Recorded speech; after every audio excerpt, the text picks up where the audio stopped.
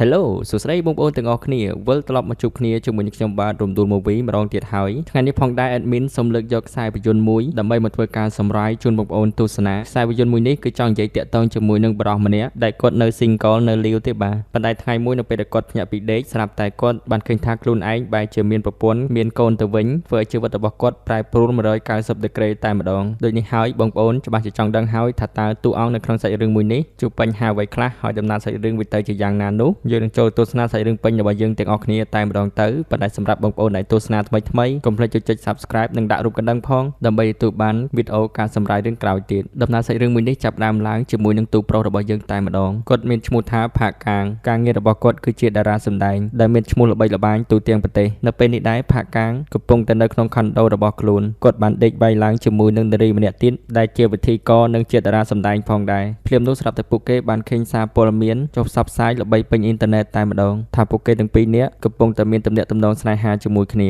ប៉ុន្តែផាកាងមិនបានខ្វល់ខ្វាយនោះទេចំណែកប្រុសម្នាក់នេះវិញគាត់មានឈ្មោះថាសូយុនការងាររបស់គាត់គឺជាជំនួយការរបស់ផាកាងនិងជាមិត្តភ័ក្តិដ៏ស្និទ្ធស្នាលរបស់ផាកាងផងដែរសូយុនបានទូរស័ព្ទប្រាប់ទៅកាន់ផាកាងឲ្យបញ្ញាបញ្ញាចេញពីខុនដូមកចំពោះសារព័ត៌មានរឿងអាស្រូវមួយនឹងចាំគាត់នឹងនិយាយជាមួយនឹងសារព័ត៌មានបកស្រាយប្រាប់ថាផាកាងជាមួយនឹងនារីម្នាក់នឹងគ្រាន់តែជាមិត្តភ័ក្តិជាមួយគ្នាប៉ុណ្ណោះប៉ុន្តែផាកាងបាននិយាយតបទៅវិញថារឿងមួយនឹងមិនចាំបាច់គិតខ្វល់ខ្វាយអីច្រើននោះទេបើសិនជាសារព័ត៌មានស៊ូនាំគាត់នឹងនិយាយប្រាប់ថាពួកគេមិនស្គាល់គ្នាឡើយនិយាយដោះសារយ៉ាងណាធ្វើមិនឲ្យទៅរួចខ្លួនទៅនារីដែលបានដេកជាមួយនឹងផាកាងនាងមានឈ្មោះថាហាយ៉ុងនាងបានខឹងជាមួយនឹងផាកាងខ្លាំងមែនទែននៅពេលដែលដឹងថាផាកាងឆ្លើយយកទៅរួចខ្លួនតែម្នាក់ឯងផាកាងបាននិយាយចោទប្រកាន់ទៅកាន់ហាយ៉ុងវិញថានៅពេលដែលនាងមានរឿងអាស្រូវជាមួយខ្លួនហាយ៉ុងគ្រាន់តែចង់បានភាពល្បីល្បាញប៉ុណ្ណោះហាយ៉ុងពេលនេះនាងឡើងឆ្អែតចិត្តតែម្ដងនាងបានស្រែកជេរទៅកាន់ផាកាងនិងបានដើរចាក់ចេញត្រឡប់ទៅវិញទៅស្របពេលនោះផងដែរស្រាប់តែសូយុនបានដើរចូលមកនិយាយរាក់ទាក់ដាក់ទៅកាន់ហាយ៉ុងប៉ុន្តែហាយ៉ុងក៏បានកញ្ឆក់កាហ្វេពីសូយុននាងបានបោកកាហ្វេមួយនឹងចោលឲ្យវាប្រឡាក់ប្រឡោះរូបភាពរបស់ហាយ៉ុងដែលបិទជាប់ជាមួយនឹងជញ្ជាំងទៅបាទផាកាងក៏បានស្រែកជេរទៅកាន់ហាយ៉ុងវិញថានាងឯងឈ្គូទីអីរូបមួយនឹងថ្លៃណាស់បន្ទាប់មកផាកាងជាមួយនឹងជំនួយការរបស់គាត់បាននាំគ្នាចេញទៅខាងក្រៅដើម្បីទៅថតកុនផាកាងគឺជាមនុស្សម្នាក់ដែលក៏អិតក៏តមខ្លាំងមែនទែនបុគ្គលិកដែលធ្វើការជាមួយនឹងគាត់ផាកាងតែងតែស្រែកជេរស្ដីបន្ទោសដាក់ឲ្យជានិច្ចពេលដែលផាកាងចូលមកដល់ខាងក្នុងឡានម្ដាយរបស់ផាកាងបានខលវីដេអូមកនិយាយជាមួយម្ដាយរបស់ផាកាងមួយថ្ងៃគាត់គិតតែពីដើរលេងចាយលុយខ្ជិះខ្ជាយទិញរបស់ brand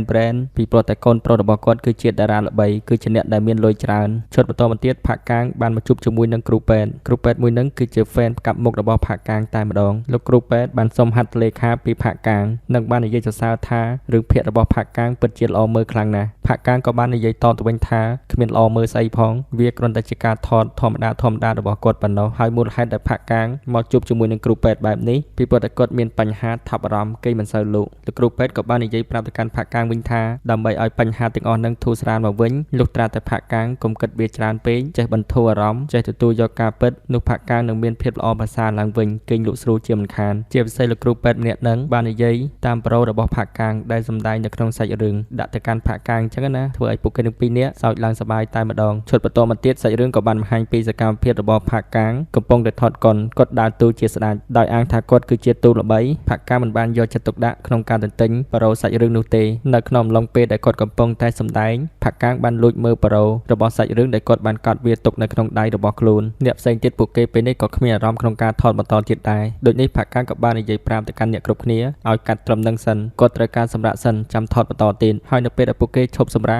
កផាកាងបាននិយាយល្អខ្លាំងមែនទែនដាក់ទៅកាន់អ្នកដឹកនាំរឿងនិងអ្នកសរសេររឿងថាហេតុអ្វីបានជាសរសេរប្រូឲ្យគាត់និយាយវែងម្លេះថតមួយឈុតស្ទើរតែ10នាទីជាងទៅហើយថាតើម៉ែអាណានទិញប្រូចាំផាកាងពេលនេះគាត់ចង់កែប្រូចេញបើសិនជាមិនធ្វើតាមគាត់នោះទេនោះគាត់មិនព្រមថតបន្តទៀតឡើយក្រុមការងារទាំងអស់មិនហ៊ានប្រឆាំងផាកាងទេបាទនិយាយរួមទៅពួកគេយល់ព្រមធ្វើតាមអ្វីគ្រប់បែបយ៉ាងដែលផាកាងតម្រូវចង់បានទាំងអស់សូយុនក៏បានយកកាហ្វេមកឲ្យផាកាងផឹកនៅពេលដែលផាកាងផឹកគេក្តៅមាត់ខ្លាំងមែនទែនគេស្មានតែជាកាហ្វេទឹកកកផាកាងក៏បានបញ្ញាបញ្ញាលផឹកទឹកត្រជាក់វិញទៅគេពេលនេះឡើងផ្សារពេញមាត់តែម្ដងបន្ទាប់មកសូយុនបានសួរនាំទៅកាន់ផាកាងថាតើយប់នេះផាកាងទៅចូលរួមកម្មវិធីទទួលយកពានដែរឬទេផាកាងក៏បានសួរត្រឡប់ទៅវិញថាតើគាត់អាចឈ្នះពានឬអត់សូយុនក៏បាននិយាយឆ្លើយតបទៅវិញថាផាកាងគឺជាតារាដែលស័ក្តិសមជាមួយនឹងពានមួយនឹងបំផុតឈុតបន្តទៀតសាច់រឿងក៏បានកាត់មកដល់ពេលវេលាយប់ឡើងផាកាងពេលនេះគេបានធ្វើដំណើរទៅចូលរួមកម្មវិធីស្វែងរកតារាឆ្នើមទាំង5ដែលវាគឺជាកម្មវិធីប្រចាំឆ្នាំមានតារាឆ្នើមចូលរួមជាច្រើនតារាដែលមានសមត្ថភាពឆ្នើមបំផុតប្រ ប្រចាំឆ្នាំគឺបានទៅលើផាកកាងអ្នកដែលធ្វើពិធីករនៅក្នុងកម្មវិធីមួយហ្នឹងគឺជាកញ្ញាហាយ៉ុងដែលផាកកាងធ្លាប់បានដេកនៅជាមួយកាលពីដើមសាច់រឿងដំបូងអ្នកគ្រប់គ្នាពេលនេះបានទះដៃអបអរសាទរសម្រាប់ផាកកាងដែលទទួលបានពានរង្វាន់មួយនេះនៅពេលដែលផាកកាងឡើងមកលើឆាកសូយ៉ុងបាននិយាយខ្សឹបដាក់ទៅកាន់ផាកកាងថាបើដឹងថាលោកឯងគឺជាអ្នកឈ្នះពានមួយនេះខ្ញុំមិនមកចូលរួមនោះទេផាកកាងបាននិយមដាក់ទៅកាន់ហាយ៉ុងនិងបានអោបស្វាគមន៍នាងថែមទាំងបាននិយាយខ្សឹបដាក់ទៅកាន់ហាយ៉ុងថាពេលដែលពួកគេដេកនៅជាមួយគ្នាថាតើនាងស្រួលដែរឬទ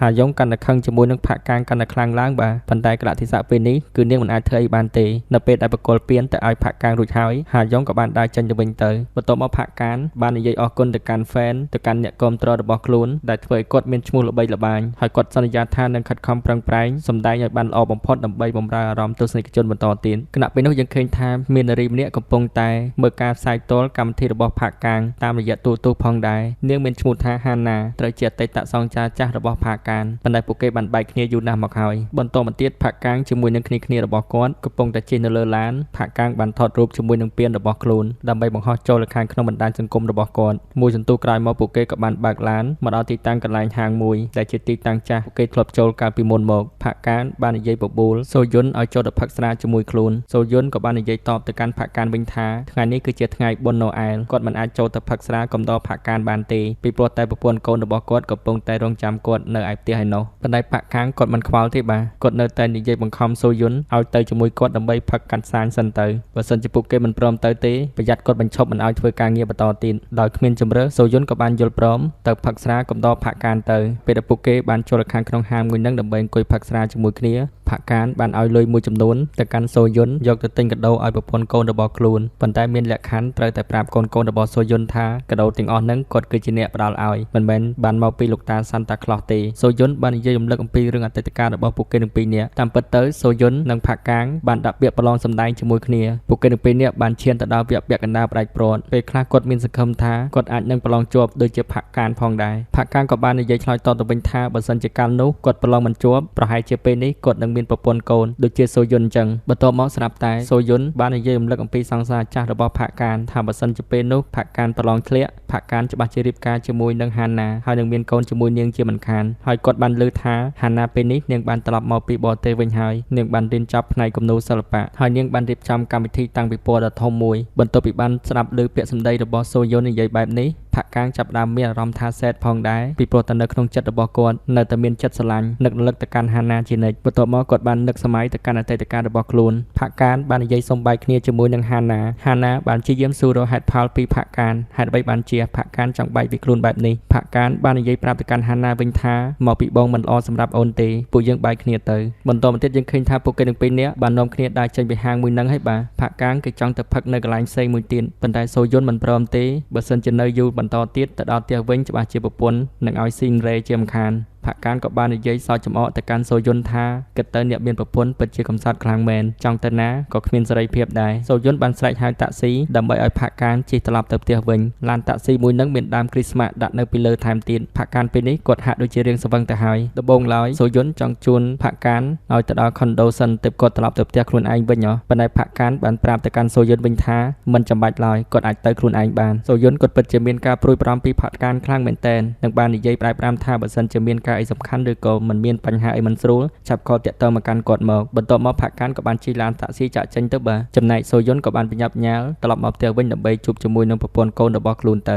អ្នកបើកឡានតាក់ស៊ីបាននិយាយប្រាប់ទៅកាន់ផាកកាងថាគ្រីស្មាស់ឆ្នាំនេះខ្ញុំពិតជាមានសំណាងណាស់ដែលបានដឹកអតិថិជនគឺជាតារាល្បីបែបនេះជីវិតរបស់លោកពិតជារីករាយខ្លាំងណាស់ពីព្រោះតែលោកមានអ្វីគ្រប់បែបយ៉ាងខ្ញុំបានមើលសាច់រឿងដែលលោកសម្ដែងរួចហើយលោកពិតជាសម្ដែងបានល្អខ្លាំងណាស់ផាកកាងបាននិយាយឆ្លើយតបទៅកាន់លោកអ៊ំដែលជាអ្នករត់តាក់ស៊ីវិញថាជីវិតពិតហើយនឹងតួអង្គសម្ដែងនៅក្នុងសាច់រឿងវាមិនអាចដូចគ្នាបានទេដើម្បីក្លាយជាតារាល្បីមានមនុស្សម្នាជាច្រើនស្រឡាញ់ចូលចិត្តគាំទ្រគាត់ដល់ច្រើនបែបនេះគាត់បានលះបង់ច្រើនណាស់ជីវិតរបស់គាត់ដូចរស់នៅអត់ន័យអញ្ចឹងលោកអ៊ំនៃរត់តាក់ស៊ីបាននិយាយឆ្លើយតបទៅកាន់ផាកកាងវិញថាអញ្ចឹងលោកអត់បានពេញចិត្តជាមួយនឹងជីវិតរបស់លោកពេលនេះមែនទេលោកច្បាស់ជាមានរឿងអ្វីដែលធ្វើឲ្យជីវិតរបស់លោកមានការសោកស្ដាយស្ថិតនៅដកជាប់អារម្មណ៍របស់លោករហូតមែនទេចុះបើសិនជាលោកមានឱកាសដើម្បីផ្លាស់ប្ដូរអតីតកាលរបស់លោកវិញថាតើលោកនឹងធ្វើបែបណាដែរ ផាក់កាំងក៏បាននិយាយឆ្លើយតបទៅកាន់លោកអ៊ំតាក់ស៊ីវិញឡើងខ្លីថារឿងមួយនេះវាមិនអាចទៅរួចទេនៅតែតកាលវាបានកន្លងផុតហើយនៅពេលដែលផាក់កាំងនិយាយប្រាប់ទៅកាន់លោកអ៊ំដែលជាអ្នករត់ឡានតាក់ស៊ីចប់ហើយផាក់កាំងក៏បានដាក់ខ្លួនដេកសម្រាកទៅ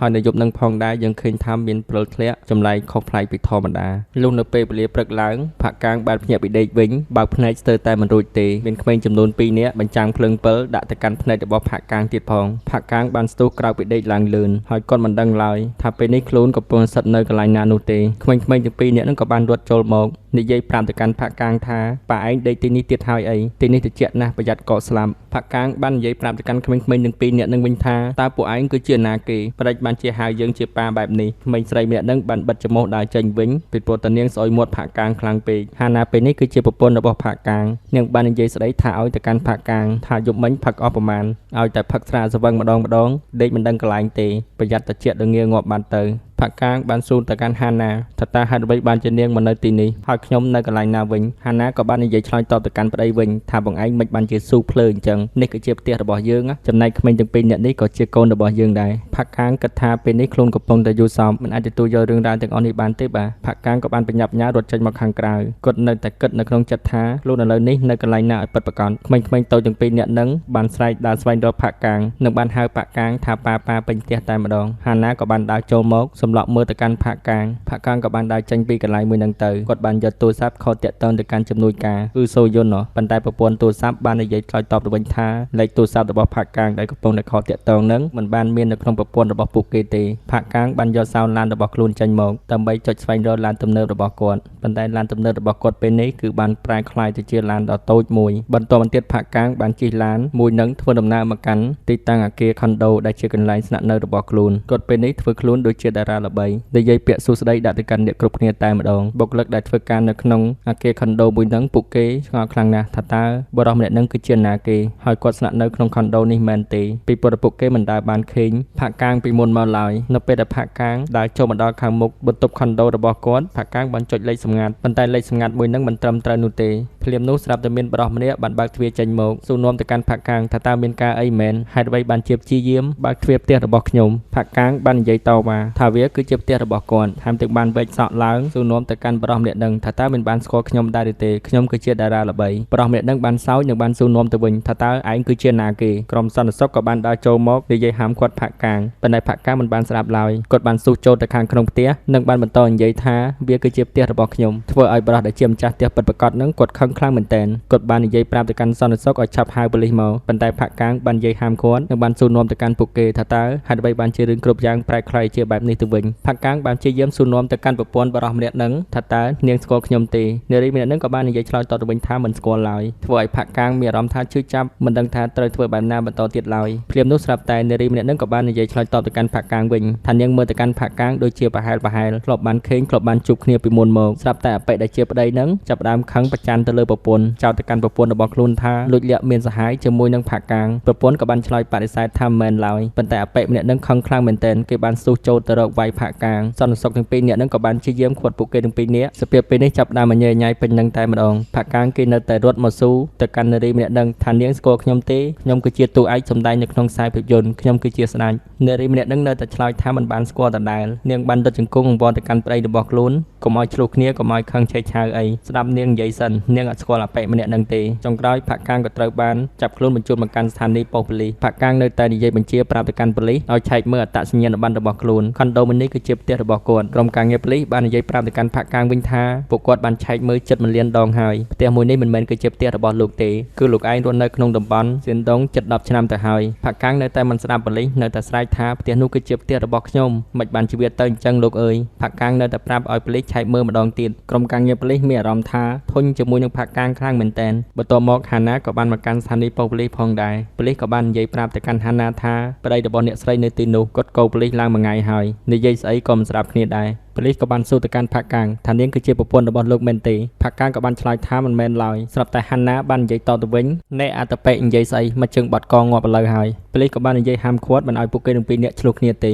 បន្ទាប់មកប៉ូលីសក៏បាននិយាយប្រាប់ទៅកាន់ហាន់ណាថាប្តីរបស់អ្នកស្រីនិយាយអីវល់លក្ខណៈបែកដូចជាមិនសូវគ្រប់ទឹកសោះហាន់ណាក៏បានសួរនាំថាតើប្តីរបស់ខ្លួនមិនគ្រប់ទឹកបែបយ៉ាងម៉េចប៉ូលីសក៏បានឆ្លើយថាប្តីរបស់អ្នកស្រីគិតថាខ្លួនឯងគឺជាតារាសម្ដែងដ៏ល្បីឈ្មោះប៉ុន្តែគ្មាននរណាម្នាក់ស្គាល់គាត់ទេថាតើប្តីរបស់អ្នកស្រីពិតជាតារាសម្ដែងមែនទេហាន់ណាក៏បាននិយាយឆ្លើយតបទៅកាន់ប៉ូលីសវិញថាប្តីរបស់ខ្លួនពិតជាតារាសម្ដែងមែនធ្វើឲ្យប៉ូលីសម្នាក់នឹងមានការភ្ញាក់ផ្អើលខ្លាំងមែនទែនពីព្រោះតែគាត់ចូលចិត្តមើលរឿងច្រើនណាស់ដែរប៉ុន្តែមិនដែលបានឃើញផាកាំងសម្ដែងឡើយតើគាត់សម្ដែងជាតួអ្វីដែរហាន់ណាពិបាកឆ្លើយប្រាប់ប៉ូលីសខ្លាំងមែនទែនពីព្រោះតែប្តីរបស់ខ្លួនគឺជាតួរៃរងជាតួដែលមិនសូវសំខាន់នៅក្នុងសាច់រឿងទេប៉ូលីសក៏បាននិយាយប្រាប់ទៅកាន់ហាន់ណាថានៅមានរឿងមួយចំនួនទៀតខ្ញុំមិនគួរនិយាយប្រាប់អ្នកស្រីទេប៉ុន្តែប្តីរបស់អ្នកស្រីបានប្រាប់ខ្ញុំថាគាត់បានដេកជាមួយនឹងតារាស្រីជាច្រើននាក់មានរឿងអាស្រ័យជាច្រើនទៀតផងហាន់ណាមានការភ្ញាក់ផ្អើលខ្លាំងមែនទែននៅពេលដែលបានលើបែបនេះចំណែកផាកាំងគាត់បាននឹងវល់ទៅកាន់ប៉ូលីសឲ្យប៉ូលីសឆែកមើលម្ដងទៀតសម្លឹងមកមើលមុខរបស់គាត់មកមើលស្គាល់ឬអត់គាត់គឺជាតារាសម្ដែងដ៏ល្បីឈ្មោះប៉ូលីសម្នាក់នោះក៏បានឆ្លើយយ៉ាងខ្លីតែម្ដងថាស្គាល់ទេផាកាំងបានត្រឹមតែស្រែកនៅក្នុងប៉ុស្តិ៍ប៉ូលីសថាមិនបានជាអ្នកគ្រប់គ្នាមិនស្គាល់ខ្ញុំបែបនេះហាន់ណាបាននិយាយសុំទោសទៅកាន់ប៉ូលីសកុំឲ្យប្រកាន់យកទោសពីប្តីរបស់ខ្លួនអីចុងក្រោយប៉ូលីសក៏បានសម្រេចឲ្យហាន់ណានាំយកប្តីរបស់ខ្លួនត្រឡប់ទៅផ្ទះវិញទៅ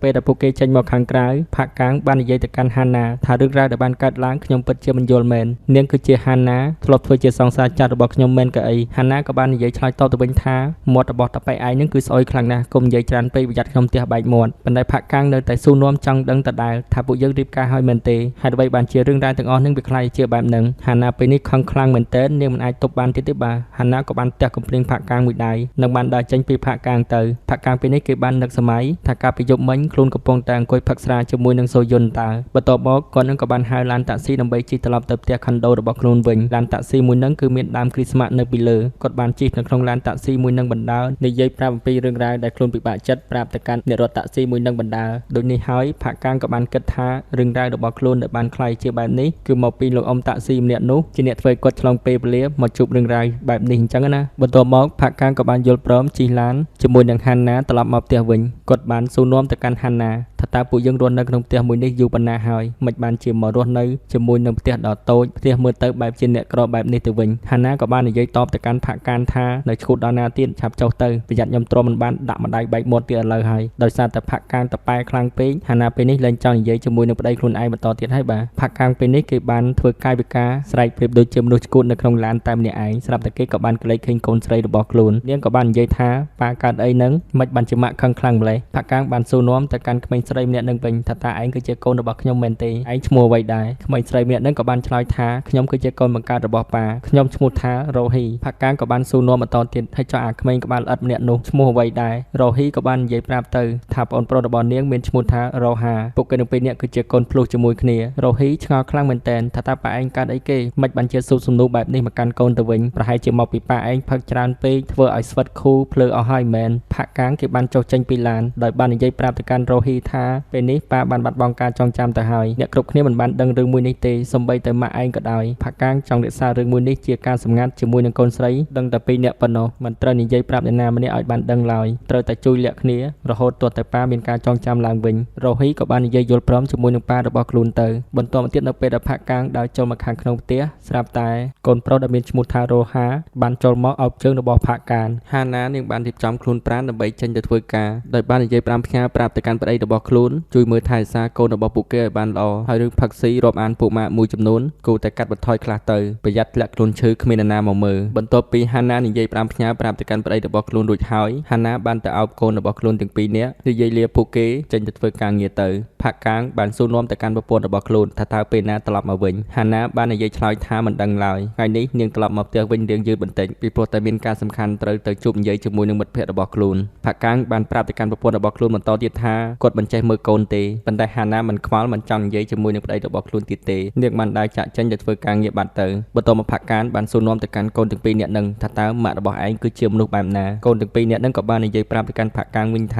ម៉ាក់គឺជាមនុស្សគួរឲ្យខ្លាចខ្លាំងណាស់ប៉ាធ្លាប់និយាយ ថាម៉ាក់គួរឲ្យខ្លាចជាងខ្មោចទៀតដោយសារតែផាក់កាងមិនចេះមើលកូននៅក្នុងផ្ទះដូចនេះហើយផាក់កាងក៏បាននាំកូនរបស់ខ្លួនទាំងពីរនាក់ហ្នឹងមកលេងនៅកន្លែង playground កន្លែងសួនកំសាន្តសម្រាប់កុមារផាក់កាងគេបានព្យាយាមខលតាក់ទងទូរស័ព្ទទៅកាន់ក្រុមហ៊ុនឡានតាក់ស៊ីដើម្បីឲ្យក្រុមហ៊ុនស្វែងរកឡានតែគាត់បានជិះកាលពីអាយុថ្ងៃមុនប៉ុន្តែគាត់និយាយស្ដាប់គ្នាមិនបានជាមួយនឹងក្រុមហ៊ុននោះទេដោយសារតែទីតាំងកន្លែងមួយហ្នឹងមានសម្លេងរំខានញ៉ៃញ៉ៃខ្លាំងមែនទែនផាក់កាងចង់ទុកឲ្យកូនទាំងពីរនាក់នៅលេងនៅកន្លែងមួយហ្នឹងដោយខ្លួនឯងគាត់បាននិយាយប្រាប់ទៅកាន់កូនថាពេលនេះប៉ាមានរឿងសំខាន់ត្រូវចេញទៅខាងក្រៅបន្តិចទៀតគាត់នឹងត្រឡប់មកវិញហើយប៉ុន្តែកូនទាំងពីរនាក់ហ្នឹងមិនព្រមទេពីព្រោះពួកគេគិតថាប៉ារបស់ខ្លួនច្បាស់ជាលួចទៅផឹកស្រាជាមួយមិត្តភក្តិជាមិនខានចាំមើលពួកគេនឹងខលទូរស័ព្ទរាយការណ៍ទូពិតប្រាប់ទៅកាន់ម៉ាក់អញ្ចឹងណាដោយគ្មានជំរឿផាក់កាងក៏បាននាំយកក្មេងៗទាំងពីរនាក់ហ្នឹងទៅជាមួយខ្លួនផងដែរតាមក៏ពិតទៅគាត់បានមកដល់ទីតាំងកន្លែងសម្រាប់ចតឡានរបស់ក្រុមហ៊ុនរថតាក់ស៊ីបរិសុទ្ធដែលជាអ្នកយាមនៅទីតាំងកន្លែងមួយហ្នឹងបាននិយាយប្រាប់ទៅកាន់ផាក់កាងថាឡានសម្រាប់រថតាក់ស៊ីមានច្រើនម៉ូដច្រើនម៉ាកខ្លាំងមែនទែនវាសុទ្ធតែស្រដៀងគ្នាទាំងអស់លុះត្រាតែផាក់កាងចាំច្បាស់ទើបគាត់អាចស្រួលស្វែងរកឲ្យ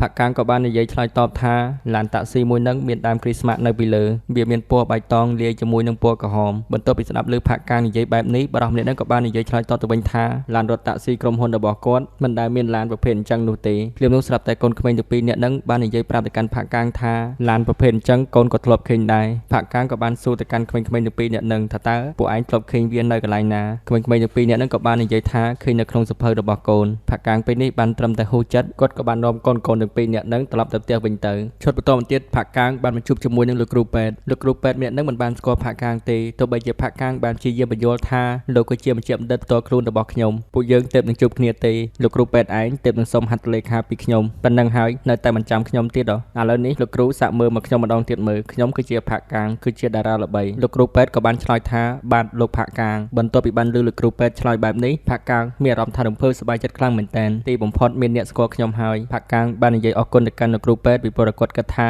ខ្លួនឯងស្មានតែឆ្កូនអញ្ចឹងណាផាក់កាងបានសួរទៅកាន់លោកគ្រូពេទ្យថាតើពេលនេះគាត់គួរតែធ្វើបែបណាបន្តទៀតលោកគ្រូពេទ្យក៏បានឆ្លើយយ៉ាងខ្លីថាគឺត្រូវទៅពេទ្យឆ្កូតផាក់កាងពេលនេះឡើងគៀងតែម្ដងបាននៅពេលដែលបានលើចម្លើយរបស់លោកគ្រូពេទ្យនិយាយបែបនេះនៅពេលដែលពួកគេត្រឡប់មកផ្ទះវិញផាក់កាងបានរៀបចំចម្អិនអាហារដើម្បីឲ្យក្មេងទាំងពីរនាក់នឹងញ៉ាំបណ្ដើរនិងបានសួរនាំទៅកាន់ពួកគេថាតើសប្តាហ៍ថ្ងៃនេះប៉ាធ្វើការងារអីដែររ៉ូហ៊ីដែលជាកូនស្រីបាននិយាយប្រាប់ទៅកាន់ប៉ាវិញថាការងាររបស់ប៉ាគឺជាតារាសម្ដែងផាក់កាងក៏បាននិយាយប្រាប់ទៅកាន់កូនវិញថាការងាររបស់ប៉ាគឺជាតារាសម្ដែងហើយចោះប៉ាអត់ល្បីទេមែនរ៉ូហ៊ីបាននិយាយលើកទឹកចិត្តទៅកាន់ប៉ារបស់ខ្លួនថាប៉ាកុំគិតច្រើនពេកសម្ដែងយូរទៅគង់តែល្បីទេចំណែករ៉ូហាបាននិយាយឌឺដងដាក់ទៅកាន់ប៉ារបស់ខ្លួនថាកុំពិបាកចិត្តច្រើនពេកអីប៉ាកូនសង្ឃឹមថាប៉ានឹងល្បីនៅឋានពិចារ្យផាក់កាងបានចាប់ឈ្នីថ្ពាល់របស់រ៉ូហានិងបាននិយាយថាកុំនិយាយសម្ដីឆ្លើយពេកអាចច្មក់ស្របពេលនោះផងដែរពួកគេនឹងក៏បានបើកទូរទស្សន៍មើលទូសម្ដែងរបស់ផាក់កាងជាទូរៃរងសម្ដែងធ្វើជាទូខ្មោចមុខមាត់របស់ផាក់កាងអាក្រក់ខ្លាំងមែនទែនបន្ទាប់ពីមើលឃើញខ្លួនឯងនៅក្នុងខ្សែភាពយន្តសម្ដែងធ្វើជាទូបែបនេះផាក់កាងឡើងគៀងយោបល់និយាយអីមិនចាញ់ទេបាទចំណែកកូនរបស់គាត់ទាំងពីរនាក់នឹងក៏បានទោះចូលទៅអោបផាក់កាងនឹងបាននិយាយថាដល់ឈុតខ្មោចហើយគួរឲ្យខ្លាចខ្លាំងណាស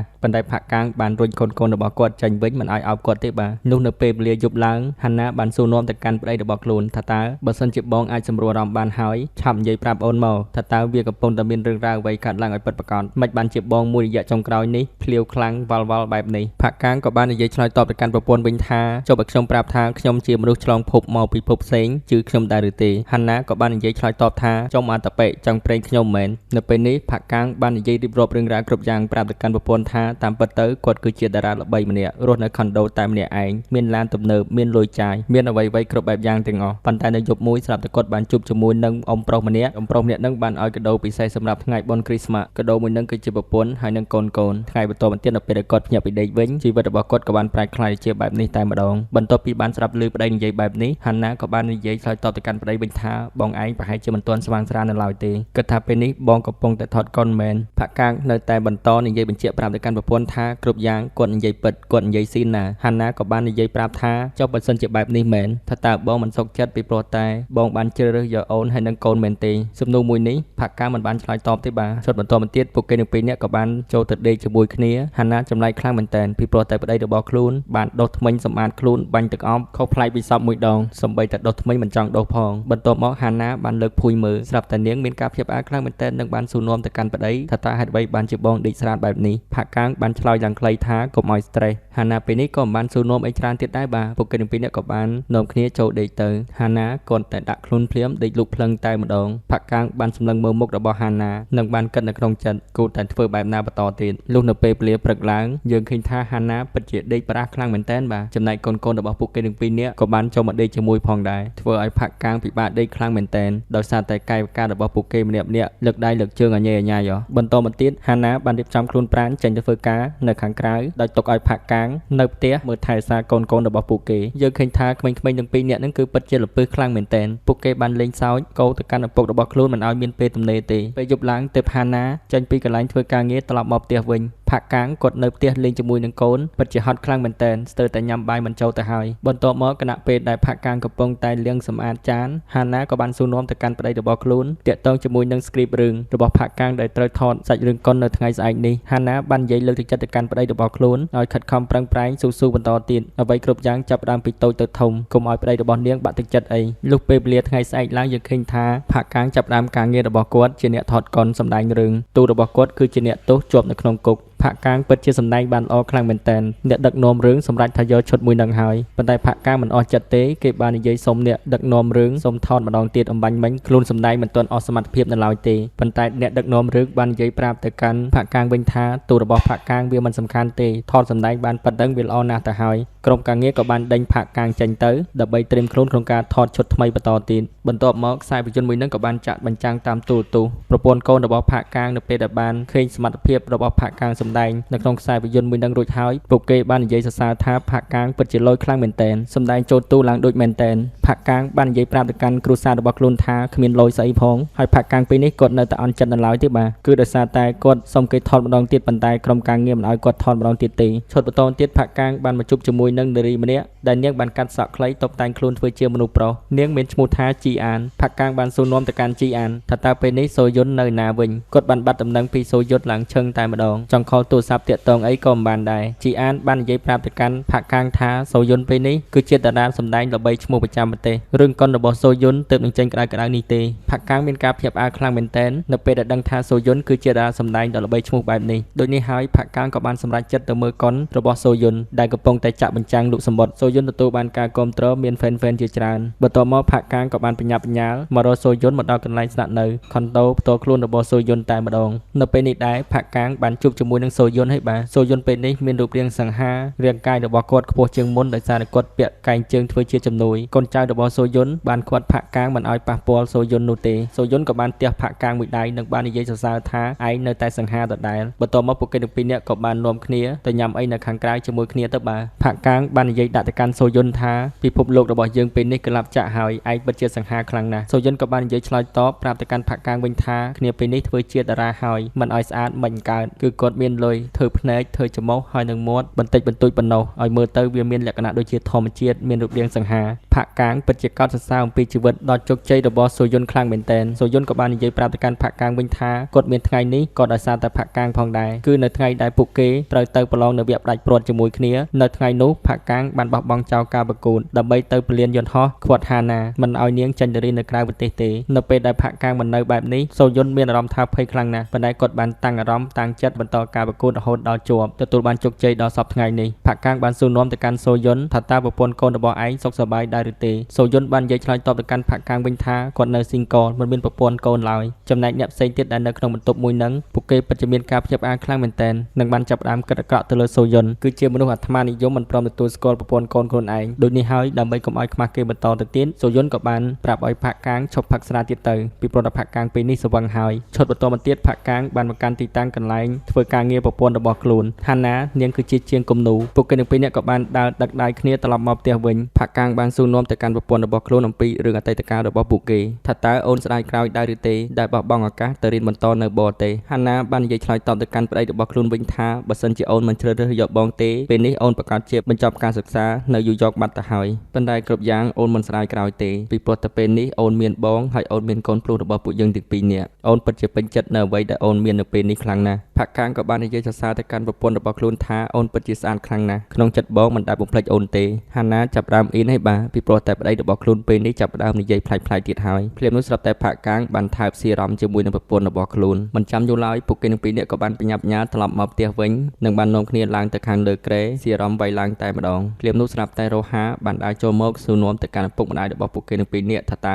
ម៉ាក់ប៉ាចង់ផលិតឲ្យអូនមែនផាក់កាងក៏បានធ្វើពុតជាដេកលូកហាណាបាននិយាយឆ្លើយតបទៅកាន់កូនរបស់ខ្លួនថាអត់ទេកូនម៉ាក់មិនបានធ្វើអីទេប៉ាកូនដេកល្មើម៉ាក់ជួយដោះគាត់ឲ្យភ្ញាក់ទេតើនាងបានសួរនាំទៅកាន់កូនវិញថាតើកូនមានរឿងអីមែនមិនបានជាចូលមកខាងក្នុងបន្ទប់របស់ប៉ាម៉ាក់ទាំងយប់បែបនេះរ៉ូហាបាននិយាយប្រាប់ទៅកាន់ម្ដាយវិញថាកូនដេកយល់សប្តិឃើញខ្មោចគេបានស្ទុះឡើងទៅលើគ្រែអោបម្ដាយរបស់ខ្លួនទៅរ៉ូហាបានសួរបញ្ជាក់ម្ដងទៀតថាតើប៉ាម៉ាក់មិនបានផលិតអូនមែនណោះហាណាបាននិយាយឆ្លើយតបទៅកាន់កូនវិញថាអត់ទេកូនអត់ទេកុំស៊ូសំណួរអីរំភើបបែបនេះហើយថ្ងៃបន្ទាប់ទៀតយើងឃើញថាផាក់កាងជាមួយនឹងមិត្តភ័ក្តិរបស់ខ្លួនគឺជីអានបានរួមគ្នាសម្ដែងសូវជាសាច់រឿងហើយអ្នកដែលចង់មើលការសម្ដែងសូត្ររបស់ពួកគេត្រូវទិញសំបុត្រអ្នកទស្សនាបាននាំគ្នាល្អូថាការសម្ដែងសូត្ររបស់ពួកគេទាំងពីរនាក់មិនល្អមើលទេសូយុនក៏បានចូលរួមលើកទឹកចិត្តទៅកាន់ពួកគេទាំងពីរនាក់ផងដែរប៉ុន្តែសូយុនជាមួយនឹងកូនចៅរបស់គាត់បានបិទភ្នែកដេកលក់អញ្ចឹងណាដល់ឃើញបែបនេះផាក់កាងបានព្យាយាមស្រែកឲ្យខ្លាំងដើម្បីឲ្យទស្សនិកជនរបស់ខ្លួនភ្ញាក់ពីដេកវិញនៅពេលដែលការសម្ដែងសូត្ររបស់ពួកគេត្រូវបានបញ្ចប់ផាក់កាងជាមួយនឹងមិត្តភ័ក្តិរបស់ខ្លួនប្រមាណអ្នកផ្សេងទៀតបាននាំគ្នាចូលទៅញ៉ាំអាហារនៅហាងមួយកន្លែងតាមកាពិតទៅសូយុនគេមានចិត្តលួចស្រឡាញ់លួចក្រាស់ទៅលើជីអានជាយូរណាស់មកហើយបាទប៉ុន្តែគេមិនទាន់ហ៊ាននិយាយសារភាពនៅឡើយទេបានត្រឹមតែលាក់អារម្មណ៍ទុកនៅក្នុងចិត្តប៉ុណ្ណោះជាពិសេសក៏មានហ្វេនមកសុំហត្ថលេខា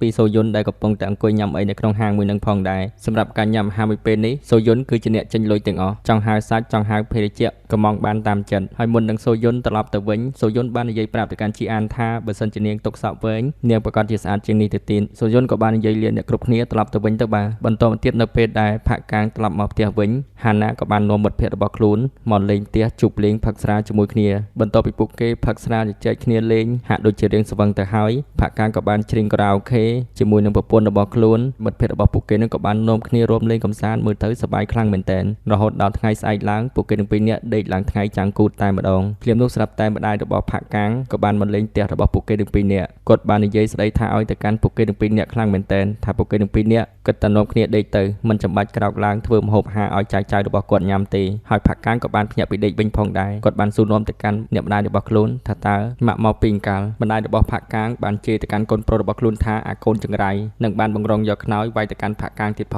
ងលោកយាយគាត់ពិតជាស្រឡាញ់ចៅរបស់គាត់ខ្លាំងណាស់គាត់បានយកអាហារមកបញ្ចុកឲ្យចៅរបស់គាត់ញ៉ាំហាណារៀបចំខ្លួនចេញទៅធ្វើការដោយទុកឲ្យប្តីនៅផ្ទះមើលថែរក្សាកូនលោកយាយក៏បានស្ដីថាឲ្យទៅកាន់ផាក់កាងបន្តទៀតថាពេលណាបានជាឯងឈប់ប៉ាវឡាយធ្វើខ្លួនឲ្យត្រឹមត្រូវដូចគេដូចឯងហេតុអ្វីបានជាមិនរកការងារធ្វើក្រៅពីសម្ដែងរឿងស្អីនោះទៅហាណាក៏បាននិយាយប្រាប់ទៅកាន់ម្ដាយក្មេករបស់ខ្លួនវិញថាផាក់កាងពេលនេះគាត់កំពុងតែខិតខំប្រឹងប្រែងហើយបន្ទាប់មកហាណាក៏បានអោបលាកូនរបស់ខ្លួនចេញទៅធ្វើការទៅហើយផាក់កាងបាននិយាយប្រាប់ទៅកាន់ម្ដាយរបស់ខ្លួនថាពេលនេះកូនក្រកូនលំបាកកូនដឹងប៉ុន្តែនៅក្នុងចិត្តមុនរបស់កូនបានទិញកាបូបទិញឡានឲ្យម៉ាក់ច្រើនណាស់លោកយាយពេលនេះគាត់មិនយល់អំពីពាក្យសម្ដីរបស់ផាក់កាងនិយាយទេបាទបន្ទាប់មកផាក់កាងជាមួយនឹងម្ដាយបានដើរចេញមកខាងក្រៅជាមួយគ្នាផាក់កាងបាននិយាយប្រាប់ទៅកាន់ម្ដាយថាពេលនេះកូនកំពុងតែដាក់ពាក្យចូលទៅសម្ដែងនៅក្នុងរឿងខ្សែភាពយន្តខ្នាតធំលោកយាយក៏បាននិយាយលើកទឹកចិត្តទៅកាន់កូនហើយនៅក្នុងចិត្តរបស់គាត់ក៏ឆ្ងល់ខ្លាំងណាស់ដែរថាតើហេតុអ្វីបានជាកូនរបស់គាត់មិនល្បីដូចជាសូយុនទាំងដែលការសម្ដែងរបស់ផាក់កាងល្អជាងគេឆ្ងាយណាស់លោកយាយក៏បានយកលុយផ្ទាល់ខ្លួនរបស់គាត់ឲ្យទៅកាន់ផាក់កាងដើម្បីឲ្យផាក់កាងយកទៅប្រើការនិងទុកសម្រាប់ទិញអីឲ្យចៅរបស់គាត់ញ៉ាំហើយមុននឹងគាត់ត្រឡប់ទៅវិញលោកយាយក៏បាននិយាយផ្ដាំផ្ញើទៅកាន់ផាក់កាង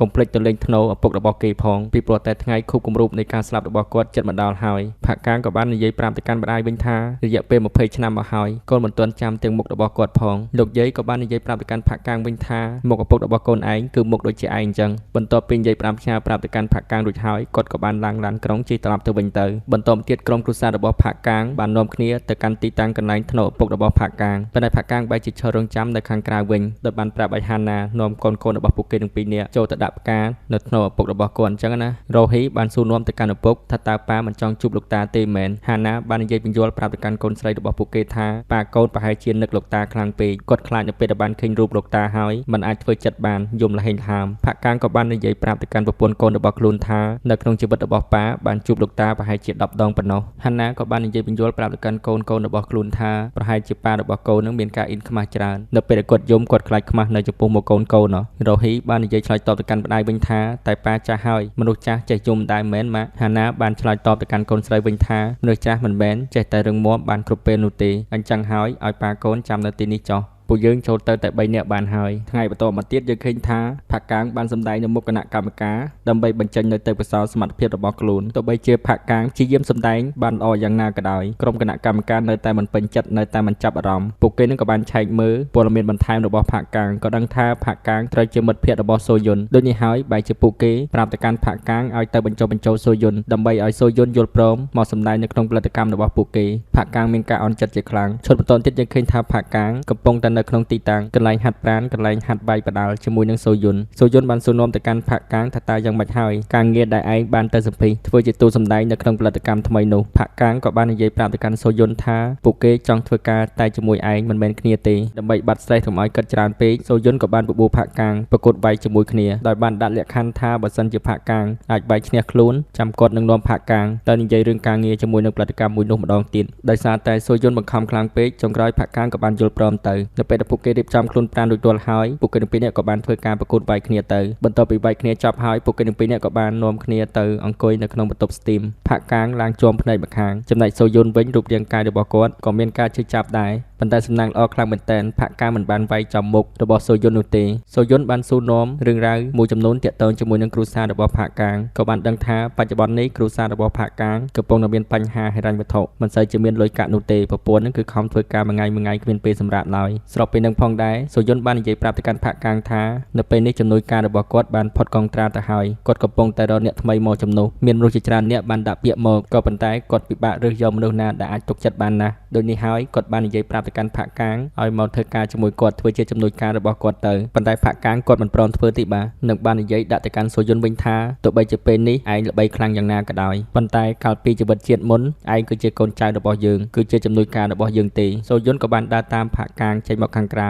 គាត់ពិតជាចង់បានផាក់កាងធ្វើការជាមួយខ្លួនខ្លាំងណាស់ផាក់កាងនៅតែឆ្លើយបដិសេធដដែលថាគាត់មិនត្រូវការធ្វើការងារជាមួយនឹងសូយុនទេសូយុនក៏បានអោបផាក់កាងពីខាងក្រោយដោយបាននិយាយថាគាត់មិនអាចយកអ្នកផ្សេងក្រៅពីផាក់កាងបានទេចំណែកអ្នកផ្សេងទៀតបានសម្លឹងទៅមើលសកម្មភាពរបស់ពួកគេទាំងពីរនាក់គ្រប់គ្នាតែម្ដងពីព្រោះពួកគេគិតថាផាក់កាងជាមួយនឹងសូយុនជាមនុស្សស្រឡាញ់គ្នាជាមនុស្សស្រឡាញ់ភេទដូចគ្នាអញ្ចឹងណាស្របពេលនោះស្រាប់តែផាក់កាងបានរបូតកសែងចេញមកមនុស្សប្រុសដែលនៅកន្លែងហ្នឹងសម្លឹងមើលទៅកាន់អ្នកក្រេតរបស់ផាក់កាងមិនដាក់ភ្នែកទីបាទដើម្បីកុំឲ្យខ្មាស់គេកាន់តែខ្លាំងឡើងសូយុនជាមួយនឹងផាក់កាងក៏បាននាំគ្នាដើរចូលទៅខាងក្នុងវិញទៅនៅថ្ងៃបន្ទាប់មកទៀតផាក់កាងបាននាំកូនរបស់ខ្លួនទាំងពីរនាក់ហ្នឹងមកលេងនៅខាងក្រៅភ្លាមនោះស្រាប់តែរ៉ូហាបានធ្លាក់ពីខាងលើឧបករណ៍របស់គេលេងរ៉ូហាបានរងរបួសឈឺចាប់យំខ្លាំងមែនទែនមិនចាំយូរឡើយផាក់កាងនិងកូនស្រីរបស់ខ្លួនក៏បានបញ្ញាប់ញត្តិនាំយករ៉ូហាមកកាន់មន្ទីរពេទ្យចំណែកហាណាក៏បានបញ្ញាប់ញ៉ាលចេញពីកន្លែងធ្វើការងាររបស់ខ្លួនមកមើលកូននៅក្នុងមន្ទីរពេទ្យផងដែរវាពិតជាសំណាងល្អខ្លាំងមែនទែនរ៉ូហាមិនបានកើតរបួសអីធ្ងន់ធ្ងរនោះទេវាគ្រាន់តែឆ្លោះដៃបន្តិចប៉ុណ្ណោះគ្រូពេទ្យបាននិយាយប្រាប់ថារយៈពេល1សប្តាហ៍រ៉ូហានឹងជាដូចដើមវិញហើយហាណាពិតជាព្រួយបារម្ភកូនខ្លាំងមែនទែនភ្លាមនោះស្រាប់តែផាក់កាងបានសម្លឹងឃើញផ្លាកនៅលើអាវប្រពន្ធរបស់ខ្លួនមានន័យថាសប្តាហ៍ថ្ងៃនេះហាណាធ្វើការពីកន្លែងដើម្បីរកប្រាក់មកផ្គត់ផ្គង់គ្រួសាររបស់ខ្លួនបន្ទាប់ពីបានឃើញបែបនេះផាក់កាងបានសួរនាំទៅកាន់ប្រពន្ធរបស់ខ្លួនហើយដើម្បីបានជាអូនមិនព្រមប្រាប់បងបែបនេះថាអូនឯងធ្វើការពីកន្លែងអញ្ចឹងណាហាណាបាននិយាយឆ្លើយតបទៅកាន់ប្តីវិញថាអូនចង់ប្រាប់ដែរតើថ្ងៃនេះអូនបើកប្រាក់ខែហើយចាំអូនឲ្យលុយបងខ្លះទៅថតរូបផាក់កាងបាននិយាយប្រាប់ទៅកាន់ប្រពន្ធវិញថាបងមិនដាសុំលុយអូនយកមកចាយឬយកមកថតរូបអីនោះទេ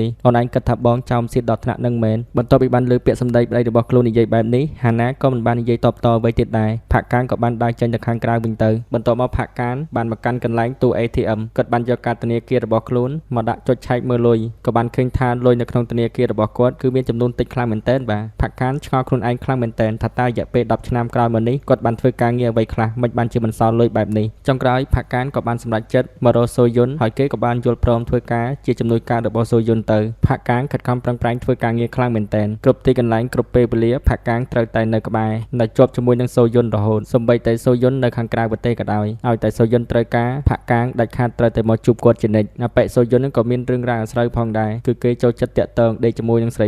ដែលជាតារាសម្ដែងដូចគ្នាសារព័ត៌មានបានមកតាមថតបានមកតាមស៊ូឡើងញ៉ៃញ៉ៃពេញនឹងតែម្ដងហើយការធ្វើជំនួយការរបស់សូយុនត្រូវធ្វើការងារជាច្រើនយ៉ាងណាក៏ដោយប៉ុន្តែផាក់កាងមិនដែលរអ៊ូរទាំអីទេគេបានខិតខំប្រឹងប្រែងយកចិត្តទុកដាក់ក្នុងការធ្វើការងាររបស់ខ្លួនខ្លាំងមែនទែនដើម្បីយកប្រាក់មកផ្គត់ផ្គង់ជីវភាពគ្រួសាររបស់ខ្លួនបន្តមកទៀតនៅថ្ងៃមួយគណៈពេលដែលសូយុនកំពុងតែថតរឿងថ្មីស្រាប់តែមាន មានទូម្នាក់បានឈប់មិនបានមកសម្ដែងអញ្ចឹងណាធ្វើឲ្យដំណើរការនៃការថតកុនរបស់ពួកគេមិនអាចថតកើតទេហើយអ្នកដឹកនាំរឿងក៏បានដឹងថាផាក់កាងគឺធ្លាប់មានបទពិសោធន៍សម្ដែងពីមុនមកផាក់កាងមានអារម្មណ៍ថារំភើបសប្បាយចិត្តខ្លាំងមែនទែននិងបានឆ្លើយតបទៅវិញថាគឺគាត់អាចសម្ដែងបានគ្រប់ទម្រង់ទាំងអស់ឈុតឆាកនៅក្នុងសាច់រឿងរបស់ពួកគេគឺមានឈុតឆាកសម្រាប់ជីសេះអញ្ចឹងណាផាក់កាងមានជំនាញពូកែខ្លាំងមែនទែនក្នុងការជីសេះបច្ចេកទេសក្នុងការសម្ដែងការលេងទឹកមុខរបស់ផាក់កាងធ្វើឲ្យអ្នកដឹកនាំរឿងមានការពេញចិត្តជាខ្លាំងសរសើរទៅកាន់ផាក់កាងមិនដាច់ពីមាត់ឡើយចំណែកសូយុននេះវិញគឺគាត់ក៏សម្ដែងក្នុងឈុតឆាកជីសេះដែរប៉ុន្តែសេះនឹងត្រូវបានចាប់ចងដាក់នៅលើឡានជិះនៅកន្លែងដដែលទេហើយឈុតបន្តមកទៀតផាក់កាងបានសម្ដែងក្នុងឈុតកាប់ចាក់សម្លាប់គ្នា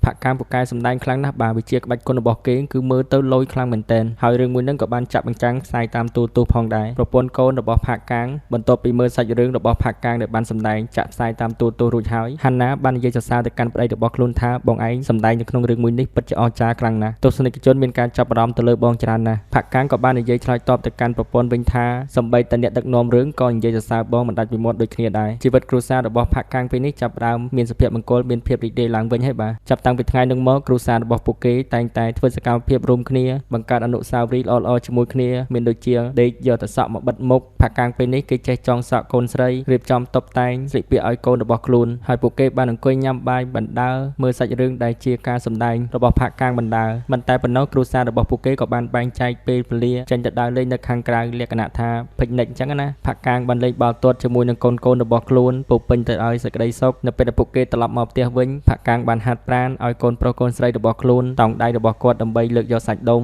បន្ទាប់មកផាក់កាងបាននាំក្រុមគ្រួសាររបស់ខ្លួនដើរចូលទៅផ្សារទំនើបទិញខោអាវឲ្យប្រពន្ធហាន់ណាបានផ្លាស់ប្ដូរសម្លៀកបំពាក់ជាច្រើនកាផ្លេដើរចេញមកដើម្បីឲ្យគ្រួសាររបស់ខ្លួនមើលថាតើមួយណាស័ក្តិសមមួយណាស្អាតជាងអញ្ចឹងណាបន្ទាប់ពីពួកគេទិញសម្លៀកបំពាក់ខោអាវរួចហើយផាក់កាងបាននាំប្រពន្ធនិងកូនមកញ៉ាំអាហារនៅទីតាំងកន្លែងដែលមានតម្លៃថ្លៃលក្ខណៈអភិជនរ៉ូហីបានសួរនាំទៅកាន់ប៉ារបស់ខ្លួនថាតើអាហារនៅទីនេះថ្លៃប៉ុន្មានផាក់កាងក៏បានឆ្លើយតបទៅកាន់កូនស្រីវិញថាម៉េចបានជាកូនឯងសួរបែបនេះរ៉ូហីក៏បានឆ្លើយតបម៉ាក់ប្រាប់កូនថាត្រូវនិយាយថាអាហារនៅទីនេះអត់ឆ្ងាញ់ទេដោយសារតែសាច់ស្តេកមួយចានគឺអាចទិញអាហារបានមួយខែនោះហាណាបានធ្វើមុខមាត់ដាក់ទៅកាន់កូនស្រីរបស់ខ្លួនកុំឲ្យនិយាយទូពិតប្រាប់ប៉ាច្រើនពេកផាក់កាងក៏បានសួរនាំទៅកាន់កូនវិញចុះអាហារនៅទីនេះឆ្ងាញ់ដែរឬទេកូនទាំងពីរនាក់នឹងក៏បានឆ្លើយប្រាប់ទៅកាន់ឪពុកវិញថាអាហារនៅទីនេះឆ្ងាញ់ខ្លាំងណាស់បន្ទាប់មកផាក់កាងក៏បាននិយាយប្រាប់ទៅកាន់កូនរបស់ខ្លួនបន្តទៀតថាបុណ្យណូអែលឆ្នាំនេះប៉ានឹងជួបលៀងជាមួយនឹងកូនពីព្រោះតែនេះគឺជាបុណ្យណូអែលដំបូងដែលប៉ាបានធ្វើជាមួយនឹងកូនបន្ទាប់មកផាក់កាងបានហុចទូរស័ព្ទឲ្យទៅកាន់ប្រពន្ធរបស់ខ្លួនដើម្បីមើលម៉ូដឡានដោយសារតែឡានរបស់ពួកយើងចាស់ហើយឡានថ្មីមួយហ្នឹងសូយន្តឲ្យពួកយើងធ្វើជាកាដូពួកយើងអាចរើសបានតាមចិត្តមិនតែប៉ុណ្ណោះផាក់កាងបានកំងយកស្រាថ្លៃមកផឹកថែមទៀតបន្ទាប់ពីបានឃើញសកម្មភាពដីរបស់ខ្លួនចាយលុយមិនគិតគូរបែបនេះហាណាហាក់ដូចជាមិនសប្បាយចិត្តទេបាទបន្តមកទៀតផាក់កាងបាននាំក្រុមគ្រួសាររបស់ខ្លួនមកមើលទីតាំងផ្ទះថ្មីមួយកន្លែងនៅកណ្ដាលទីក្រុងតែម្ដងហាណាក៏បាននិយាយថាទីនេះមិនអន់ទេប៉ុន្តែអ្នកណាគេជាអ្នករស់នៅផាក់កាងក៏បាននិយាយប្រាប់ទៅកាន់ប្រពន្ធថាគឺសម្រាប់ពួកយើងរស់នៅនឹងហើយហាណាមិនយល់អំពីពាក្យសម្ដីប្តីរបស់ខ្លួននិយាយនោះទេផាក់កាងក៏បាននិយាយបញ្យល់ប្រាប់ទៅកាន់ប្រពន្ធបន្តទៀតថាផ្ទះនេះគឺជាផ្ទះរបស់សូយុនគេបានឲ្យពួកយើងស្នាក់នៅរហូតយើងអាចរកផ្ទះថ្មីបាននៅសេអ៊ូទីនេះមានបរិយាកាសល្អសម្រាប់កុមារមានសាលាបឋមមួយនៅជិតនឹងដែរហាណាក៏បាននិយាយឆ្លើយតបទៅកាន់ប្តីរបស់ខ្លួនវិញថាតើបងដឹងទេរ៉ូហាកើតជំងឺត្អកកាលពីមុនបងចង់រស់នៅទីនោះព្រោះបងថាកូនត្រូវរស់នៅបែបធម្មជាតិចុះពេលនេះហេតុអ្វីបានជាបងប្រូរចិត្តទៅវិញផាក់កាងបាននិយាយដោះសារថាដោយសារតែពេលនោះបងអត់មានប្រាក់ចំណូលជាក់លាក់ប៉ុន្តែពេលនេះបងមានការងារធ្វើមានលុយច្រើនហើយ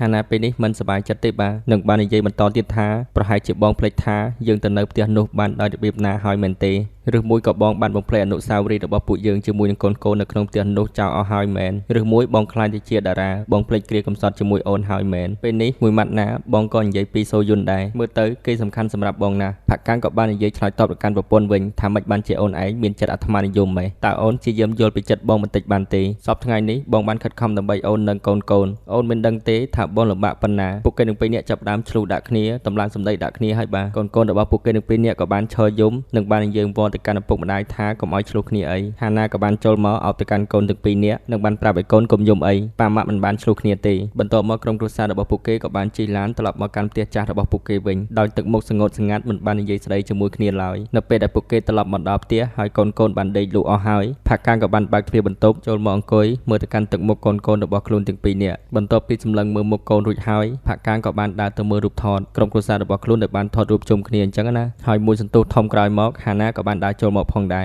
រហាណាបាននិយាយប្រាប់ទៅកាន់ប្តីថាកូនរបស់ពួកយើងឆាប់ធំណាស់មែនអត់ផាក់កាំងក៏បាននិយាយសុំទោសទៅកាន់ប្រពន្ធរបស់ខ្លួនវិញពីព្រោះតែបងចង់មានអ្វីគ្រប់យ៉ាងសម្រាប់អូននិងកូនចង់ផ្ដល់ជីវិតអភិជនសម្រាប់ក្រុមគ្រួសាររបស់ពួកយើងហាណាបានសួរសំណួរត្រឡប់ទៅកាន់ផាក់កាំងវិញអញ្ចឹងតើពេលនេះបងចង់បានជីវិតមួយណាបែបហៃសូឬក៏បែបសាមញ្ញផាក់កាំងក៏បានឆ្លើយថាបែបសាមញ្ញគឺល្អបំផុតហើយជីវិតបែបនេះគឺកក់ក្ដៅខ្លាំងណាស់ឲ្យតែនៅពេលណាដែលបងភ្ញាក់ពីដេកឡើងបងបានឃើញអូននិងបានឃើញកូនរបស់ពួកយើងទាំងពីរនាក់នេះហើយគឺជាសុភមង្គលរបស់បងពេលដំបូងគឺបងពិបាកទទួលយកណាស់ប៉ុន្តែពេលនេះបងខ្លាចថាគ្រប់យ៉ាងវានឹងរលាយបាត់ទៅវិញទោះបីជាយ៉ាងណាក៏ដោយបងលែងចង់វិលទៅរកជីវិតកាលពីមុនវិញហើយហាណាក៏បានដាក់ខ្លួនដេកលក់នៅលើស្មារបស់ផាក់កាំងទៅបានចាប់តាំងពីថ្ងៃនឹងមកយើងឃើញថាជីវិតគ្រួសាររបស់ពួកគេរស់នៅជាមួយគ្នាកាន់តែមានសុភមង្គលកាន់តែមានសេចក្តីសុខផាក់កាំងតែងតែនាំកូនទាំងពីរនាក់របស់ខ្លួនចេញទៅខាងក្រៅដើរលេងជាមួយគ្នាធ្វើសកម្មភាពសប្បាយថតរូបជាមួយគ្នាដើម្បីទុកជាអនុស្សាវរីយ៍ហើយឈុតបន្តទៀតយើងឃើញថាផាក់កាំងបានចាប់ផ្ដើមការងារធ្វើជាអ្នកសម្ដែងរបស់ខ្លួនបន្តទៀតនៅពេលដែលពួកគេសម្ដែងឈុតឆាកនៅក្នុងសាច់រឿងចប់អ្នកដឹកនាំរឿងរួមជាមួយនឹងសូយុនបាននិយាយសរសើរទៅកាន់ផាក់កាំងថាពិតជាសម្ដែងលយខ្លាំងមែនទែនហើយផាក់កាំងពេលនេះមាន fan ជាច្រើនបានចូលមកសុំថតរូបជាមួយហើយការងារជាអ្នកសម្ដែងអាជីពជាសិល្បៈរបស់ផាក់កាំងចាប់ផ្ដើមមានឈ្មោះល្បីល្បាញសារព័ត៌មានបានចុះផ្សព្វផ្សាយពីរូបគាត់ប្រងព្រាតពេញអ៊ីនធឺណិតប្រពន្ធកូនរបស់ផាក់កាំងនៅពេលដែលបានឃើញសារព័ត៌មានចុះផ្សព្វផ្សាយពីផាក់កាំងមានឈ្មោះល្បីល្បាញបែបនេះពួកគេមានអារម្មណ៍ថារំភើបសប្បាយចិត្តខ្លាំងមែនទែនរកអ្វីប្រៀបទៅមិនបានឡើយទោះបីជាផាក់កាំងមានឈ្មោះល្បីធ្វើជាតារាសម្ដែងឡើងវិញក៏ដោយក៏ផាក់កាំងនៅតែបន្តធ្វើការងារធ្វើជាជំនួយការរបស់សូយុនដដែលសូយុនពេលនេះគេបានទៅចូលរួមកម្មវិធីប្រកួតពានតារាឆ្នើមប្រចាំឆ្នាំអ្នកដែលទទួលបានពានអ្នកដែលឈ្នះក្នុងកម្មវិធីមួយនេះគឺបានទៅលើសូយុននោះគ្រប់គ្នាក៏បានទះដៃអបអរសាទរទៅកាន់សូយុនសម្រាប់ការទទួលបានពានមួយនេះសូយុនក៏បានឡើងទៅលើឆាកដើម្បីនិយាយអរគុណទៅកាន់អ្នកគ្រប់គ្នាមិនតែប៉ុណ្ណោះសូយុនក៏បាននិយាយអរគុណទៅកាន់ផាក់កាំងដែលជាមិត្តភ័ក្តិរបស់ខ្លួនតែម្នាក់គត់គឺជាមនុស្សម្នាក់ដែលជួយមើលថែគាត់កន្លងមកពេលដែលកម្មវិធីមួយនឹងចប់រួចរាល់ហើយពួកគេបានជិះឡានត្រឡប់មកផ្ទះវិញផាក់កាំងក៏បាននិយាយទៅកាន់សូយុនថាជីវិតរបស់ឯងប្រសើរជាងគ្នាកាលពីជាតិមុនខ្លាំងណាស់គ្នាសូមអរគុណឯងសម្រាប់អ្វីគ្រប់យ៉ាងក្នុងជីវិតមួយនេះសូយុនក៏បានបបួលផាក់កាំងទៅកាន់ទីតាំងហាងចាស់របស់ពួកគេដើម្បីផឹកស្រាជប់លៀងពួកគេទាំងពីរនាក់ក៏បានផឹកស្រាបណ្ដើរនិយាយជជែកគ្នាបណ្ដើរគម្រោងផែនការក្នុងការថតរឿងថ្មីបន្តបន្ទាប់របស់ផាក់កាំងត្រូវធ្វើដំណើរទៅបរទេសរយៈពេល3ខែប៉ុន្តែផ្ទុយទៅវិញផាក់កាំងមិនព្រមទទួលធ្វើការងារមួយនឹងទេពីព្រោះតែរូបគេមិនអាចឃ្លាតឆ្ងាយពីប្រពន្ធកូនខ្លួនឯងបានឡើយចំណែកសូយុនក៏បានប្រាប់ទៅកាន់ផាក់កាំងថានៅពេលក្រោយពួកយើងនឹងថតរឿងជាមួយគ្នាទៀតគាត់សង្ឃឹមថាផាក់កាំងនឹងអាចទទួលបានការងារជាច្រើននិងក្លាយជាអ្នកមានឆាប់ៗនេះហើយផាក់កាំងក៏បានឆ្លើយតបទៅកាន់សូយុនវិញថាជីវិតរបស់គ្នាមិនរស់នៅដេញតាមលុយទេជីវិតរបស់គាត់គ្រាន់តែចង់រស់នៅបែបសាមញ្ញបែបធម្មតាសប្បាយៗជាមួយនឹងគ្រួសារប៉ុណ្ណោះបន្ទាប់ពីផឹកស្រាជាមួយគ្នារួចហើយសូយុនក៏បានឲ្យលុយមួយចំនួនទៅកាន់ផាក់កាំងទុកទិញកាដូឲ្យប្រពន្ធនិងកូនដែលកំពុងរងចាំនៅឯផ្ទះកុំភ្លេចប្រាប់ក្មេងៗថាលោកពូសូយុនជាអ្នកទិញកាដូឲ្យពួកគេបន្តមកទៀតយើងឃើញថាជីអានបានបើកឡានមកទទួលសូយុនយកត្រឡប់ទៅផ្ទះវិញហើយតាមការពិតទៅពួកគេទាំងពីរនាក់បានចាប់ផ្ដើមតាក់ទងមានទំនាក់ទំនងស្នេហាជាមួយគ្នាហើយបាទបន្ទាប់ពីពួកគេនិយាយលាគ្នារួចហើ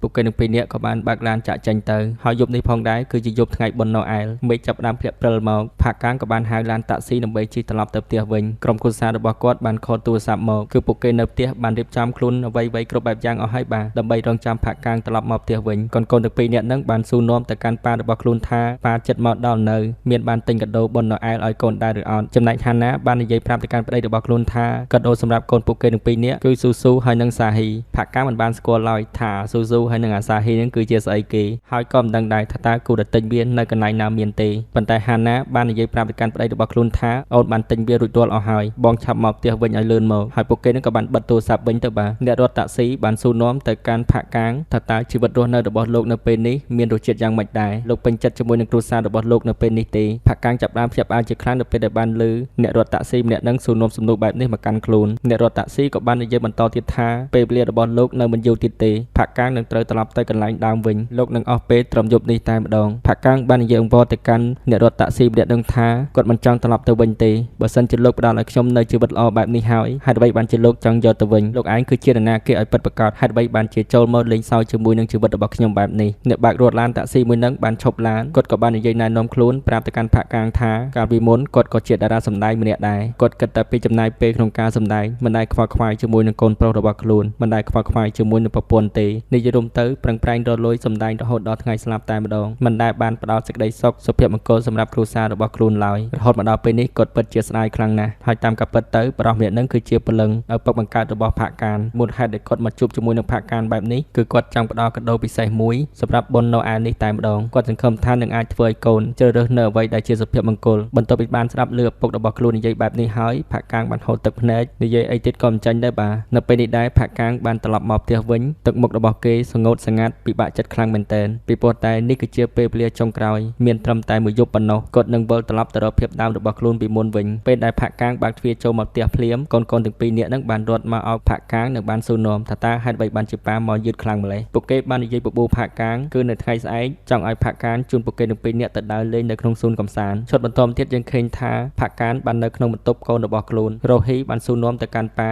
ថាតើប៉ាពេលនេះមានការចងចាំឡើងវិញហើយនៅផាក់កាងក៏បានសួរទៅកាន់កូនស្រីវិញថាម៉េចបានជាកូនសួរបែបនេះមកកាន់ប៉ារ៉ូហ៊ីក៏បានឆ្លើយថាបើសិនជាប៉ាមានការចងចាំវិញហើយកូនពិតជាសប្បាយចិត្តខ្លាំងណាស់ប៉ាកុំបាត់បង់ការចងចាំម្ដងទៀតណាពីព្រោះតែកូនខ្លាចប៉ាទៅចោលកូនអញ្ចឹងណាផាក់កាងពេលនេះបានសក់ទឹកភ្នែកចេញមកដោយមិនដឹងខ្លួនរ៉ូហ៊ីបានសួរនាំទៅកាន់ប៉ាថាតើហេតុអ្វីបានជាប៉ាយំបែបនេះផាក់កាងក៏បានឆ្លើយថាប៉ាមិនបានយំទេប៉ុន្តែសូហ៊ីបានប្រាប់ទៅកាន់ប៉ាថាបើប៉ាចង់យំប៉ាអាចយំបានពីព្រោះតែម៉ាក់ប្រាប់ថាមនុស្សចាស់មិនមែនរឹងមាំគ្រប់ពេលវេលានោះទេកើតមកជាមនុស្សគឺចេះយំមុនគេប៉ុន្តែផាក់កាងនៅតែឆ្លើយយល់លេសថាប៉ាមិនបានយំទេពីព្រោះតែមានដីចូលភ្នែកប៉ាទេតើបានទឹកភ្នែកចេញមករ៉ូហ៊ីក៏បានងើបមកជួយផ្លុំដីឲ្យចេញពីភ្នែកប៉ារបស់ខ្លួនផាក់កាងពេលនេះសម្លឹងមើលទៅកាន់មុខកូនស្រីមិនដាក់ភ្នែកទេកូនស្រីក៏បាននិយាយប្រាប់ទៅកាន់ប៉ាថាប៉ាត្រូវសន្យាជាមួយកូនណាថ្ងៃស្អែកប៉ាដាច់ខាតត្រូវទៅជូនពួកកូនទៅលេងនៅក្នុងសួនកំសាន្តជិះសេះជាមួយគ្នាហើយរ៉ូហ៊ីបានពូកដៃជាមួយឪពុករបស់ខ្លួនដើម្បីឲ្យឪពុកកុំឲ្យភ្លេចសន្យារបស់ពួកគេអញ្ចឹងណាបន្តមកទៀតផាក់កាងបានអង្គុយជាមួយនឹងប្រពន្ធយករូបថតចាស់ៗរបស់ពួកគេ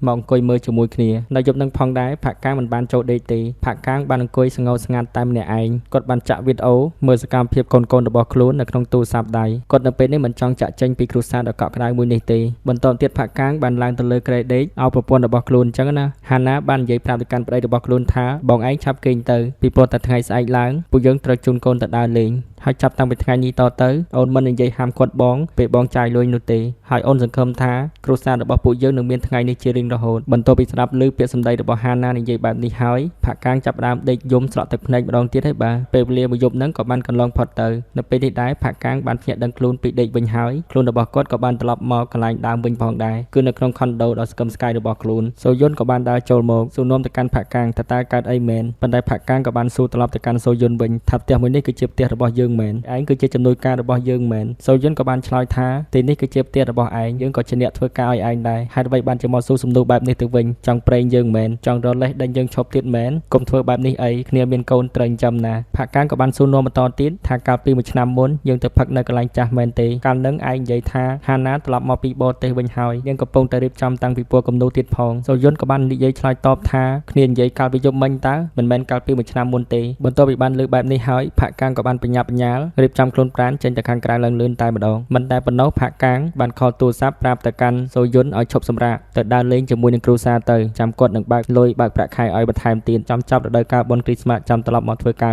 វិញសូយុននឹងគឺរៀងឆ្ងល់តែម្ដងបាទពីព្រោះទៅនៅសុកមិនបានជាផាក់កាងមានចិត្តល្អបែបនេះផាក់កាងពេលនេះគេបានបើកឡានមកកាន់ទីតាំងកន្លែងរៀបចំតាំងពីពណ៌រូបគំនូររបស់ហាណាផាក់កាងជិះសិតតែឡានទំនើបម៉ាក Lamborghini ទៀតបាទបន្តទៀតយើងឃើញថាផាក់កាងបានរត់ចូលខាងក្នុងអគារមានបុគ្គលិកជាច្រើននាក់កំពុងតែរៀបចំដាក់តាំងបង្ហាញផ្ទាំងគំនូរភ្លាមនោះស្រាប់តែផាក់កាងមានការចាប់អារម្មណ៍ជាខ្លាំងទៅលើរូបគំនូរមួយផ្ទាំងផាក់កាងបានឈរសម្លឹងមើលរូបគំនូរមួយនឹងទាំងទឹកភ្នែករបស់ខ្លួននៅលេងនៅលងតែម្ដងកញ្ញាហាណាក៏បានដើរចូលមកនិយាយសួរនាំទៅកាន់ផាក់កាងថាតើខ្យល់អីបក់លោកមកកាន់ទីនេះឬមួយមិនមែនលោកចង់មកជួបខ្ញុំទេឬផាក់កាងបានឈរសម្លឹងមើលមុខរបស់ហាណាមិនដាក់ភ្នែកទេគាត់បានសួរសំណួរទៅកាន់ហាណាថាតើហេតុអ្វីបានជានាងគូរូបមួយនេះបានខ្ញុំធ្លាប់បានឃើញវាពីមុនមកបន្ទាប់ពីបានលើកបែបនេះហាណាពិតជាឆ្ងល់ខ្លាំងមែនទែនពីព្រោះតែរូបគំនូរមួយផ្ទាំងនេះនាងទើបនឹងដាក់បង្ហាញទេបន្ទាប់មកទៀតផាក់កាងបាននិយាយបបួលហាណាចេញទៅខាងក្រៅជាមួយគាត់រយៈពេល1ម៉ោងពីព្រោះតែគាត់មានរឿងសំខាន់ត្រូវនិយាយជជែកជាមួយហើយតាមការពិតទៅផាក់កាងបាននាំហាណាមកកាន់ទីកន្លែងផ្ទះដែលពួកគេធ្លាប់នៅជាមួយគ្នាផាក់កាងបាននិយាយប្រាប់ទៅកាន់ហាណាថាខ្ញុំមានអនុស្សាវរីយ៍និងបានចំណាយពេលជាច្រើនជាមួយនឹងនាងនៅក្នុងផ្ទះមួយនេះពេលវេលាដែលខ្ញុំរស់នៅទីនេះវាពិតជាមានក្តីសុខខ្លាំងណាស់ផាក់កាងក៏បាននិយាយសារភាពស្នេហាប្រាប់ទៅកាន់ហាណាដើម្បីសុំត្រូវគ្នាវិញស្រឡាញ់គ្នាម្ដងទៀតហើយហាណាក៏បានឆ្លើយយល់ព្រមទៅបាន រយៈពេល2ឆ្នាំក្រោយមកទៀតពួកគេទាំងពីរនាក់បានរៀបការកសាងគ្រួសារជាមួយគ្នាជាពិសេសគឺមានកូនភ្លោះទៀតផងហើយកូនរបស់ពួកគេទាំងពីរនាក់គឺស្រីមួយប្រុសមួយ